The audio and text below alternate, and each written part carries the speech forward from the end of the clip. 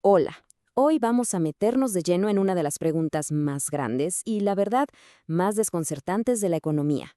¿Qué explica las diferencias tan enormes en la calidad de vida que vemos por el mundo? O sea, porque algunos países son increíblemente ricos, mientras que otros, pues, luchan contra la pobreza.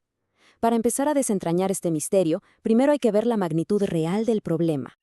Y es que, para empezar, la escala de esta desigualdad es simplemente asombrosa. Pensemos en esto. El ingreso promedio en un país rico, como podrían ser Estados Unidos o Japón, es más de 10 veces mayor que el de un país pobre como la India o Nigeria. Ojo, no estamos hablando de diferencias pequeñas. Es una brecha gigantesca que literalmente define la vida de miles de millones de personas. Claro, y esta diferencia de ingresos se ve en cosas súper concretas del día a día. Por ejemplo, en un país desarrollado como el Reino Unido, la gente, por lo general, tiene acceso a mejor comida, a viviendas más seguras, a una buena atención médica. Todo esto se traduce en una mayor esperanza de vida. Son cosas que, para muchos, se dan por sentadas. El contraste es brutal. Si nos vamos a un país como Malí, la pobreza extrema no es la excepción, es la norma para más de 3/4 partes de la población. La vida allí tiende a ser corta, la mortalidad infantil es altísima y las oportunidades son muy escasas, con niveles de educación bajísimos. Esto no es solo una estadística, es la durísima realidad de todos los días. Entonces, aquí llegamos a la pregunta del millón. ¿Cómo es posible que existan mundos tan distintos en un mismo planeta? ¿Será la geografía, la cultura, la historia? Bueno, pues vamos a investigar las pistas que nos da la economía para intentar resolver este enigma.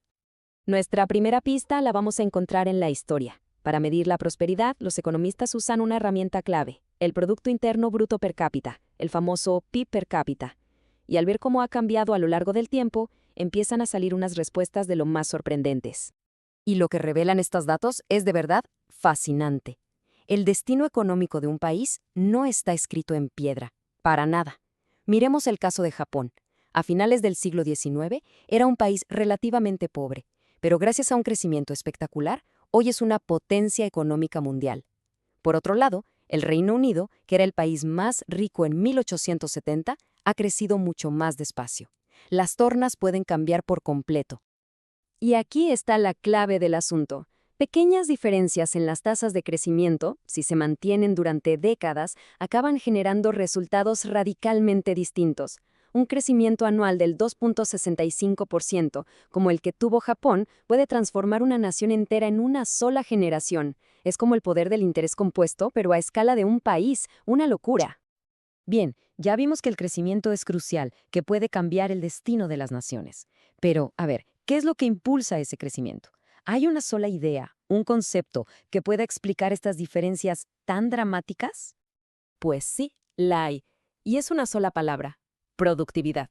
Esta es la idea que, en el fondo, explica por qué unos países son ricos y otros pobres. Es, digamos, el motor fundamental de todo el progreso económico. Y bueno, ¿qué es exactamente la productividad? Pues es muy sencillo en realidad. Es la cantidad de bienes y servicios que un trabajador promedio puede generar por cada hora que trabaja. Si un trabajador es más productivo, genera más valor, y eso se traduce en mayores ingresos, y al final, en una mejor calidad de vida para toda la sociedad. Para que se entienda de una forma más intuitiva, pensemos en la historia de Robinson Crusoe solo en su isla. Su nivel de vida depende directamente de su habilidad para pescar, para cultivar, para construir, en fin, de su productividad. Si logra pescar más peces por hora, pues vive mejor, es así de simple. Y lo mismo, pero a una escala mucho mayor, se aplica a las naciones. El nivel de vida de un país depende de su capacidad para producir bienes y servicios. Vale, si la productividad es la respuesta, la siguiente pregunta es obvia, ¿no? ¿Qué es lo que determina la productividad? Resulta que hay 4 ingredientes esenciales. Vamos a verlos. Aquí los tenemos.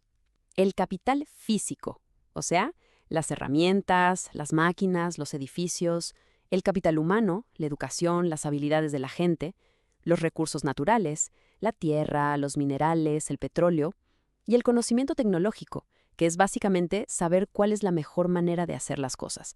Y aquí hay un punto interesante. Uno pensaría que los recursos naturales son súper decisivos, pero no tanto. Japón tiene poquísimos recursos y es muy rico, mientras que otros países con recursos abundantes siguen siendo pobres. Los otros 3 factores son mucho, mucho más importantes. A ver, es muy fácil confundir capital humano con conocimiento tecnológico, pero esta metáfora lo aclara todo perfectamente. Pensemos que el conocimiento tecnológico es como la calidad de los libros de texto de una sociedad, todo el saber que se ha acumulado. Y el capital humano es el tiempo y el esfuerzo que la gente invierte en leerse y entender esos libros. Ambos son, por supuesto, cruciales. Entendido. La productividad depende de estos factores. Pero ¿cómo puede una sociedad conseguir más de ellos? Es decir, ¿cómo se acumula capital físico, humano y tecnológico? Pues aquí es donde entra en juego algo fundamental: las políticas públicas. Los gobiernos pueden hacer muchísimo para crear un entorno que fomente la productividad. Pueden, por ejemplo, incentivar el ahorro y la inversión, invertir fuerte en educación y en salud, y algo que es fundamental: proteger los derechos de propiedad y asegurar la estabilidad política. También, promover el libre comercio y fomentar la investigación. Todas estas son como palancas que pueden activar el crecimiento. Pero, ojo, hay un detalle importante aquí: el principio de los rendimientos decrecientes. Pensemos así. Cuando un país ya es rico y tiene mucho capital, cada nueva máquina o cada nueva herramienta que añade, pues ya no aumenta tanto la producción como las primeras que puso. Crecer a partir de cierto punto se vuelve más difícil. Y este principio nos lleva a un fenómeno súper interesante: el efecto de convergencia. Como los países pobres tienen muy poco capital, las primeras inversiones tienen un impacto gigantesco en su productividad. Esto les permite crecer muchísimo más rápido que los países que ya son ricos, al menos durante un tiempo. Es por eso que economías como Corea del Sur pudieron tener décadas de crecimiento espectacular, acortando la distancia con Estados Unidos a una velocidad de vértigo. Bueno, hemos recorrido un buen trecho. Vimos que la productividad es la clave de todo, que depende de varios factores, y que las políticas públicas pueden influir un montón en ellos. Entonces, la pregunta es: ¿la riqueza o la pobreza son algo inevitable? ¿Un destino? Esta cita del economista Daron Acemoglu es contundente. El argumento de fondo es que los países no nacen ricos o pobres. Son las instituciones, o sea, las reglas del juego que establecen los gobiernos, las que crean los incentivos para que la gente ahorre, invierta, innove y prospere, o para que no lo haga.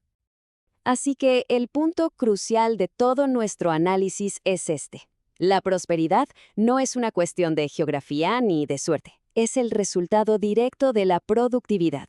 Y la productividad no es algo que simplemente pasa. Se construye. Se construye con políticas inteligentes, con instituciones sólidas, creando las condiciones para que el crecimiento pueda florecer. Y esto nos deja con una última pregunta, que es quizá la más difícil de todas.